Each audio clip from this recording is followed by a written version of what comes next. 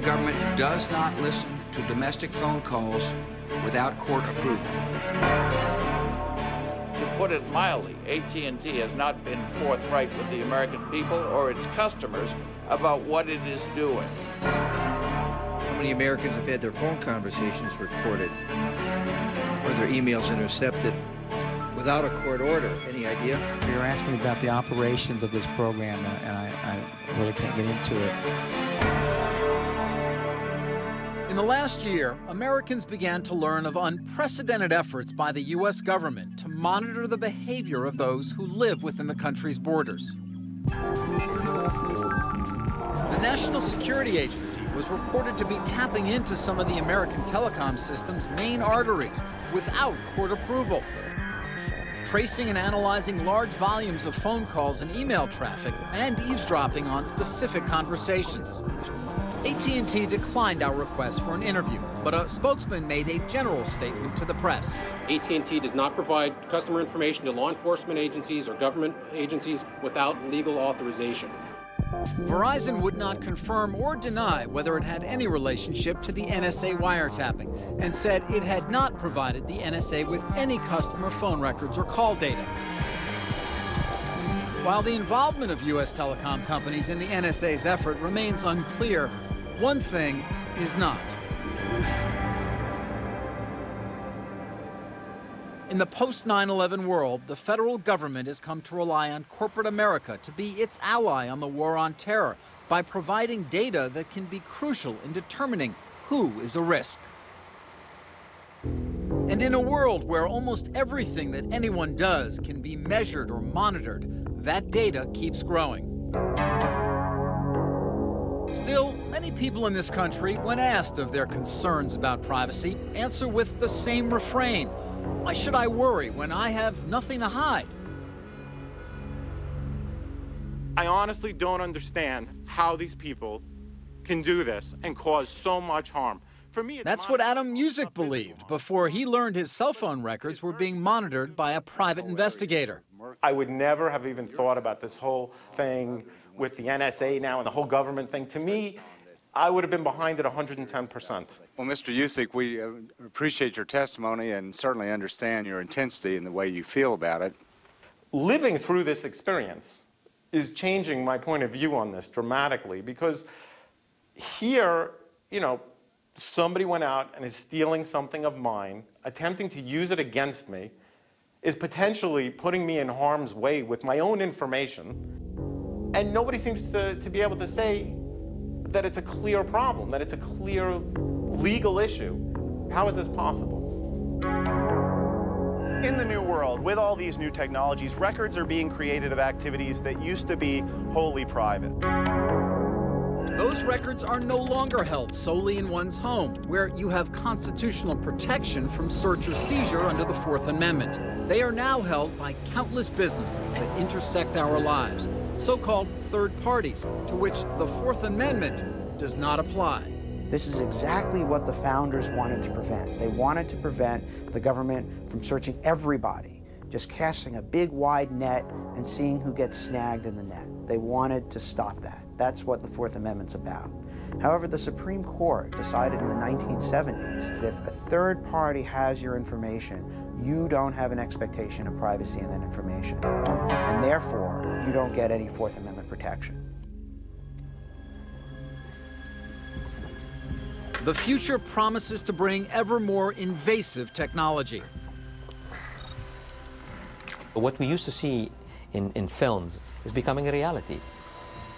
Ideas that were once the province of science fiction What the hell are you doing to me? Are today a part of everyday life.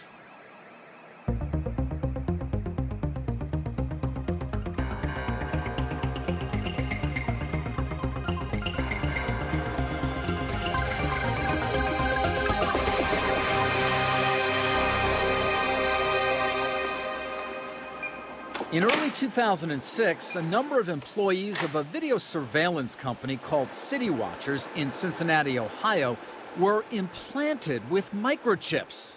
They make a small incision in your arm where the actual chip is then implanted subcutaneously under your skin. Called the lady, have her type in, what is my IP? CEO Sean Dark thought security at the company would be enhanced if its workers implanted the chips, which allow people to identify themselves by holding their arm in front of a scanner. It's not Big Brother-ish because there's no information about you on the chip. It's tied to a database within the company that says this person is allowed to come into the facility. Scott Silverman is the CEO of Applied Digital, the owner of Verichip.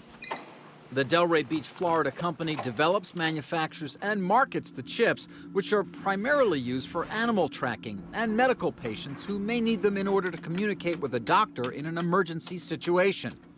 The scanner powers up, wave it over the arm, pulls up the unique 16-digit identification number, and through a serial port that's at the bottom of the scanner, it goes to a computer or a laptop where immediately my picture, my driver's license information, and my relevant medical records would pop up on the screen.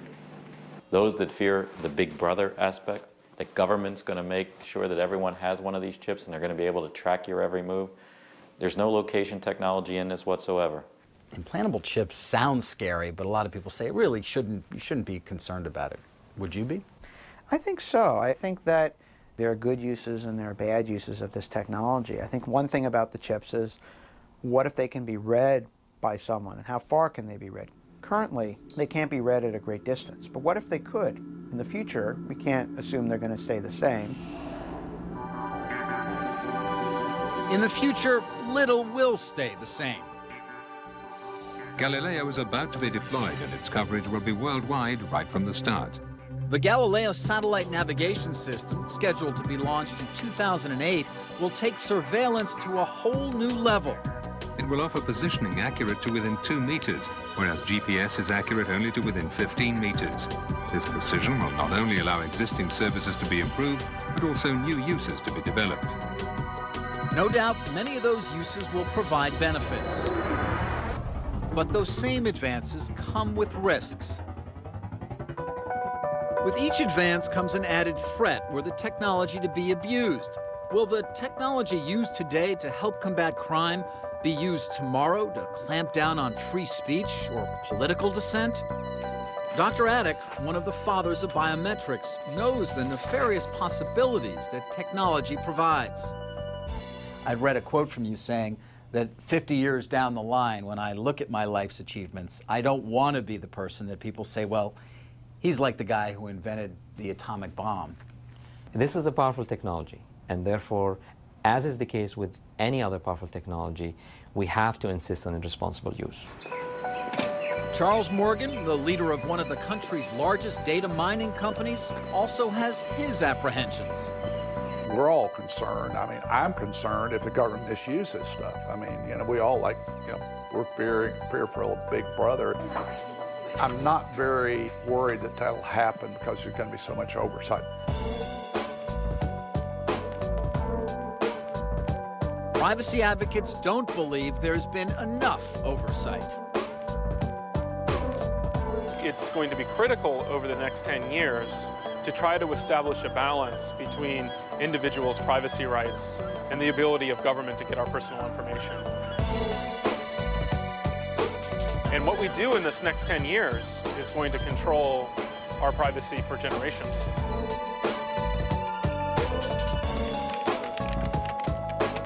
The law that regulates electronic surveillance, the last major restructuring of that law took place in 1986. We need a regulatory infrastructure to protect privacy, and right now we don't quite have one to match the new technologies that we have. The public needs to be putting pressure on state and federal legislators to do something about this. It's important that the public become aware of what is going on so its voice can be heard.